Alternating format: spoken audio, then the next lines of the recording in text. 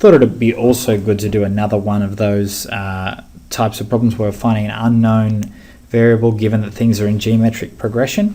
So we've got another one here.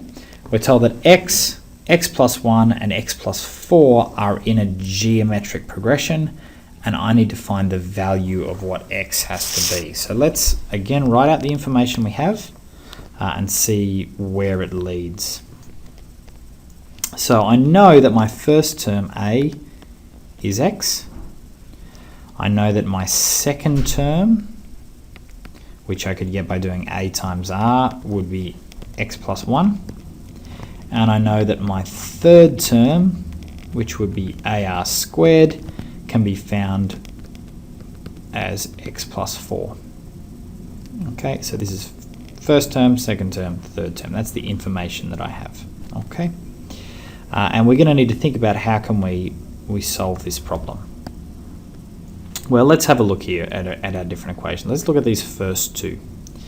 I'm told that a is equal to x and ar is equal to x plus 1. So if I make this substitution, if I replace the a here with an x, okay, because they're basically equivalent, I would get this.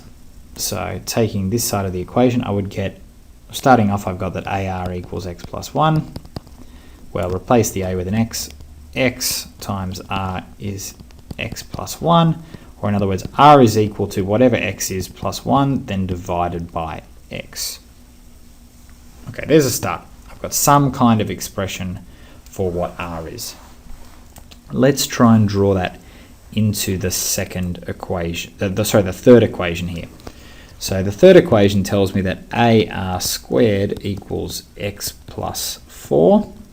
Well, I know that a is equal to x, and I've been told that r is equal to this thing here, so a times x plus 1 on x all squared equals x plus 4. Now that's a bit messy, but what I've done here is I've managed to eliminate all of the r's and a's. So I've got an equation that has to be true that contains only x's, and so I should be able to rearrange this theoretically and get myself an expression for x, or a solution for this equation. So if I can solve this equation, I've got the value of x. Let's have a go at that. So I've got an x out the front here. I'm going to apply that squared to the top and the bottom here using my index laws. Let's cancel that x with one of the ones on the bottom. And I'm going to multiply this x up to the other side. So I'll extend that down here. On the left hand side, I'm going to have x plus 1 all squared. On the right hand side, x times x and x times 4. I'm going to have x squared plus 4x. Okay, look, it's looking messy, but it's not as bad as it was at first. Let's expand our brackets.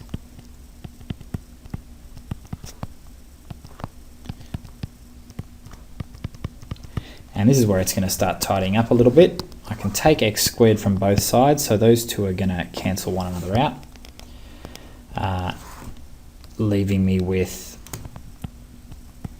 2x plus 1 equals 4x. Bring the 2x over to the other side. I'm going to get 1 equals 2x. And finally divide by 2. 1 on 2. Or 1/2 is what x is going to be equal to. So if I make x into a half, this should be in a geometric progression. Let's just double check that that works.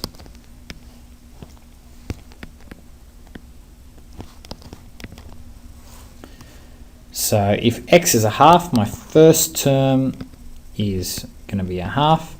My second term is going to be 1.5. And my third term is going to be 4.5. Let's check that those are in geometric progression. Well,